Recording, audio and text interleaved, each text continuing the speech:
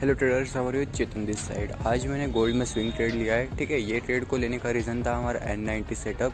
ठीक है, third candle stay होते ही मैंने ट्रेड लिया था। देखो, मैं बहुत दिनों बाद ना स्विंग ट्रेडिंग कर रहा हूँ फॉरेक्स में। क्या होता है ना, फॉरेक्स में स्विंग ट्रेडिंग करते वक्त ना बीच में अगर गलती से कोई बड़ा इवेंट आ गया ना, तो एसएल ऑर्डर्स उस वक्त काम नहीं करते।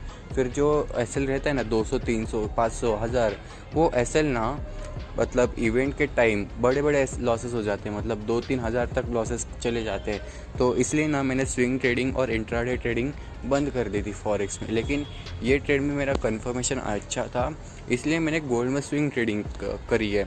और इस ट्रेड में ना मतलब मेरा जो 3 डेज़ का रिस्क है, मतलब 300 300 300 ऐसे 3 दिन का मिला के 900 जो टोटल बनता है, वो टोटल मैंने 900 रिस्क एक ही ट्रेड में लिया है, एक ही दिन में। तो क्या है ना, ये मतलब आप सोच रहे हो कि रिस्क मैनेजमेंट के बाहर काम कर रहा है। देखो, रिस्क मैनेजमेंट के बाहर तो है, लेकिन ये ट्रेड में अगर मेरा ऐसे लीड हो जाता है ना, तो मैं 3 दिन ट्रेड वैसे भी नहीं करने वाला। ये ट्रेड ना मतलब मैंने रात को लिया था 8-9 बजे के आसपास। फिर 1-2 घंटे में मेरे को 700 तक का प्रॉफिट दिखा रहा था। फिर ना मतलब कल सुबह जब मैं देखा तो ये ट्रेड में मेरा कॉस्ट टू कॉस्ट चल रहा था, मतलब 100-200 प्रॉफिट चल रहा था सिर्फ। फिर जैसे जैसे टाइम जाता गया, वो मार्केट उधर ही कंसोलिडेट कर रहा था। ठीक है, तो क्या होता है ना, ये प्रोसेस है। ठीक है, इसको फॉलो करना तो पड़ेगा।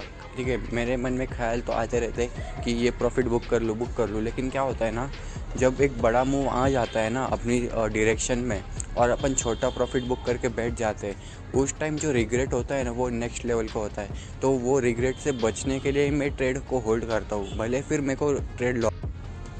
देखो, कल ना मतलब मेरे फ्रेंड ने मेरे को पूछा कि ट्रेडिंग में मोस्टली लोग लॉसेस क्यों करते हैं।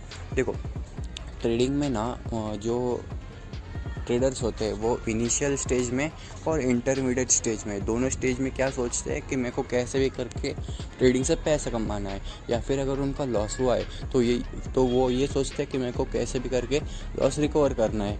और क्या है ना, ये स्टेज में ना जो ट्रेडर्स है उनके जो ट्रेडिंग के मिस्टेक्स है वो आइडेंटिफाई नहीं कर पाते। देखिए, ट्रेडिंग मिस्टेक्स आइडेंटिफाई कैसे कर सकते हैं अपन। ठीक है, जब अपन ट्रेड लेंगे, जब डे एंड हो जाएगा, तब ना बैठ के लिखो जो जो आपने ट्रेड लिया, क्या रीज़न था, क्या मिस्टेक करी। अगर आप ये 1 महीने तक करोगे ना, आपको आपकी मिस्टेक्स पता चल जाएगी। मोस्टली ट्रेडर इसको फॉलो नहीं करते, इसलिए लॉसेस करते हैं। सेकेंड मिस्टेक क्या है? रिस्क मैनेजमेंट नहीं कर पाते, इसी वजह से लॉसेस होता है। ठीक है, तो क्या है ना, मार्केट से ज़्यादा एक्सपेक्टेशन रखने से ही बड़े बड़े लॉसेस होते हैं। तो ये सबसे बड़ी बड़ी मिस्टेक्स है जो हर कोई ट्रेडर ने की है, मतलब मैंने भी की है, और ऑफ कोर्स आपने भी की होगी।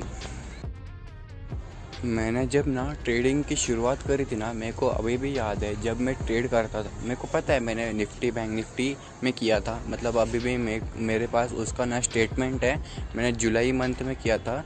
ठीक है, सेकेंड वीक अभी भी याद है, क्योंकि मैंने जर्नलाइज़ करके रखा है। मैं मतलब पहले से ही जर्नलाइज़ करते आ रहा हूँ, वो एक अच्छी मेरी हैबिट है।